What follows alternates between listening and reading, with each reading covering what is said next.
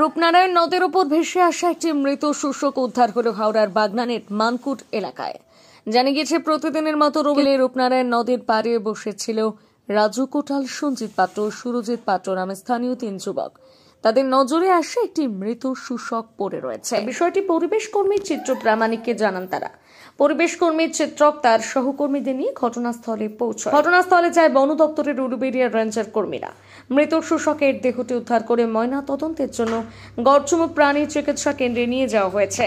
শুশুক হচ্ছে আমাদের ভারতবর্ষের জাতীয় জলজ প্রাণী বা ন্যাশনাল অ্যাকোয়াটিক অ্যানিম্যাল, এবং ভারতবর্ষে এই প্রাণীটির আমাদের নদীতে কিন্তু এর গুরুত্ব অনেক, এবং এদের সংখ্যা কিন্তু ক্রমশ কমে যাচ্ছে, যেটা আমাদের কাছে ভীষণ উদ্বেগের। তো এই শুশুক আমাদের এই হাওড়া জেলার রূপনারায়ণে ভালো সংখ্যাতেই দেখতে পাওয়া যায়। তো কোনো কারণে এই প্রাণীটি মারা গেছে সেটি ময়না তদন্তের পর জানা যাবে। তো বন দপ্তরের স্টাফেরা নিয়ে যাচ্ছেন এর মৃতদেহটিকে। তো ধন্যবাদ জানাই সঞ্জিত পাত্র, রাজু কোটাল, তাপস হাজরা সহ এই গ্রামের সকলকে, যে তারা এর মৃতদেহটি দেখতে পেয়েও অগ্রাহ্য না করে আমাদেরকে খবর দেয়। তো আমরা মৃতদেহটি এখন উদ্ধার করে নিয়ে যাচ্ছি। ময়না তদন্তের পর এর প্রকৃত কারণ জানা যাবে।